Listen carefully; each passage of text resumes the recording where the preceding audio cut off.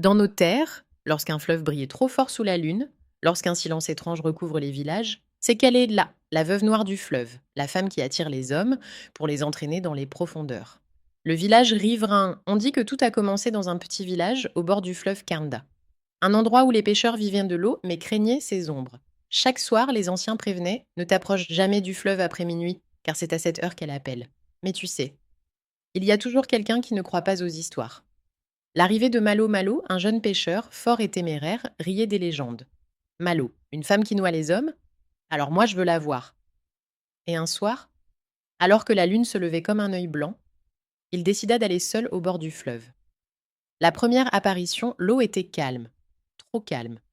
Puis, doucement, une silhouette sortit de la brume. Une femme, belle comme une reine ancestrale. Ses yeux brillaient d'un éclat humide. Sa peau luisait comme si elle était faite d'eau elle-même. La vieille femme du village en voix off. Si elle te sourit, ne réponds surtout pas. Si elle t'appelle, cours. Si elle chante, tu es déjà perdu. Malo, lui, resta figé. La femme s'approcha. Ses pieds ne touchaient pas le sol, elle glissait. La femme, douce, hypnotisante. Malo, viens, le fleuve t'attend. Le sortilège. La voix entra dans la tête du jeune homme comme une caresse. Il n'entendait plus rien d'autre. Il ne pensait plus. Il avançait. Plus il s'approchait, plus la femme changeait. Sa beauté se fissurait. Sa peau devenait sombre.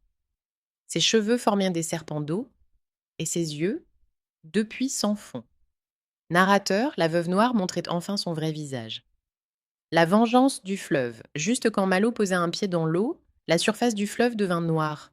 Des mains d'eau surgirent, agrippant ses jambes. La femme s'approcha de lui, son visage collé au sien. La vedette, voix grave, monstrueuse. Tous les hommes doivent payer pour celui qui m'a trahi, et elle le tira vers les profondeurs. Son cri fut étouffé, avalé par le fleuve. La vérité. Le lendemain, les anciens racontèrent la vraie histoire. Autrefois, la veuve noire était une femme humaine, elle aimait un pêcheur. Mais celui-ci l'avait trompée, puis livrée aux esprits du fleuve. Il l'avait noyée vivante. Mais au lieu de mourir, elle était revenue, transformée, maudite. Depuis, elle a tiré les hommes pour leur faire subir le même sort que le sien.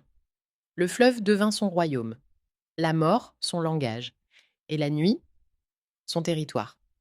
Le dernier avertissement. On dit que jusqu'aujourd'hui, si tu marches près d'un fleuve et que tu entends une voix douce t'appeler, narrateur, souffle. Ne réponds pas, ne regarde pas, ne t'arrête pas. Car ce n'est pas une femme.